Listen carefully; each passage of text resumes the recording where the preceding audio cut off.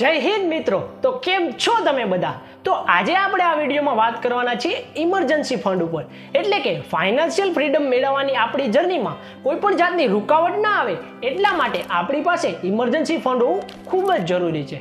આજે આપણે આ વિડીયોમાં વાત કરશું કે ઇમરજન્સી ફંડ આપણી પાસે કેટલું હોવું જોઈએ અને કઈ જગ્યાએ રાખવું જોઈએ, જેથી કરીને આપણી ઇમરજન્સી સિચ્યુએશનની અંદર તે આપણને કામ આવી શકે.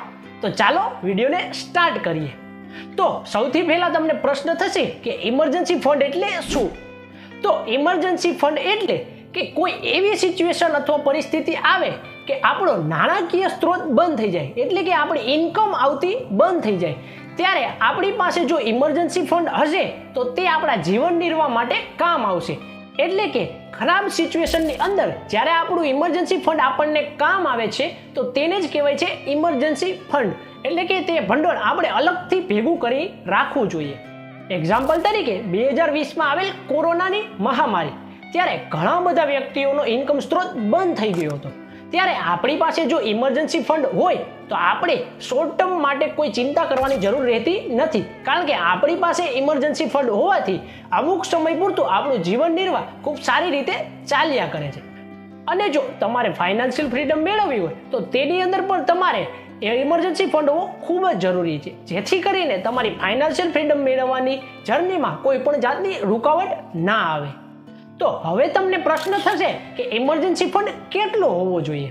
હવે હું તમને જણાવી દઉં કે તમારી પાસે 6 મહિનાથી લઈને 12 મહિના સુધીનો ઇમરજન્સી ફંડ હોવો જરૂરી છે, કારણ કે કોરોના જેવી સિચ્યુએશન આવે તો તમે 1 વર્ષ સુધી તમારું જીવન નિર્વાહ ખૂબ સારી રીતે કરી શકો.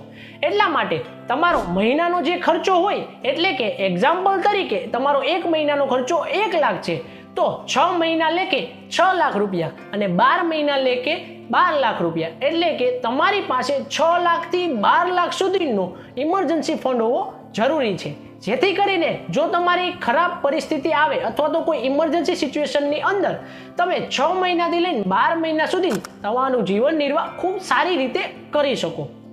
હવે તમને પ્રશ્ન થશે કે આ ઇમરજન્સી ફંડ ક્યાં રાખવો જોઈએ? તો હું તમને જણાવી દઉં કે આ ઇમરજન્સી ફંડ તમારે બેંકની અંદર રાખી શકો છો, અથવા તો તમે બીજી કોઈ પણ જગ્યાએથી જ્યાંથી એની ટાઈમ વિડ્રો કરી શકો તેવી જગ્યાએ પણ રાખી શકો છો. અને જો તમે તમારો ઇમરજન્સી ફંડ બેંકના સેવિંગ એકાઉન્ટમાં જ રાખવા માંગતા હોય તો તેની અંદર ઓટો સ્વીપનો ઓપ્શન ઓન કરાવી લેવો જોઈએ, જેની અંદર તમારા સેવિંગ એકાઉન્ટમાં રાખેલ નાણાં ઉપર તમને એફડી જેટલું જ રેટ ઓફ રિટર્ન મળી રહે છે, અને તેની અંદર એફડીની કમ્પેરિઝનમાં કોઈ પણ જાતનો લોક ઇન પીરિયડ પણ નથી હોતો. તો તમે તમારા ઇમરજન્સી ફંડ તમારા સેવિંગ એકાઉન્ટમાં રાખી અને ઓટો સ્વીપનો ઓપ્શન તમારી બેંકે જઈને ઓન કરાવી શકો છો, જેથી કરીને તમારા સેવિંગ એકાઉન્ટમાં રહેલ નાણાં ઉપર કોઈ પણ જાતનો લોક ઇન પીરિયડ પણ નહીં રહે અને તમને એફડી જેટલું રેટ ઓફ રિટર્ન પણ મળી રહેશે. અને જ્યારે ઇમરજન્સી સિચ્યુએશન આવે ત્યારે તમે તમારા સેવિંગ એકાઉન્ટમાં રહેલ નાણાં એની ટાઈમ વિડ્રો કરી શકો છો. આ હતો આપણો ઇમરજન્સી ફંડ ઉપરનો વિડીયો. તો તમને વિડીયો પસંદ આવ્યો હોય તો વિડીયોને લાઈક કરી અને ચેનલને સબસ્ક્રાઇબ કરી બેલ આઇકન ઓન કરવાનું ભૂલતા નહીં. અને આપણો આ ફાઇનાન્શિયલ સિરીઝનો નેક્સ્ટ વિડીયો ઇન્વેસ્ટમેન્ટ ઉપર આવવાનો છે, તે જોવાનું ભૂલતા નહીં. તો ત્યાં સુધી take care. We are one, proud to be Indian. જય હિન્દ.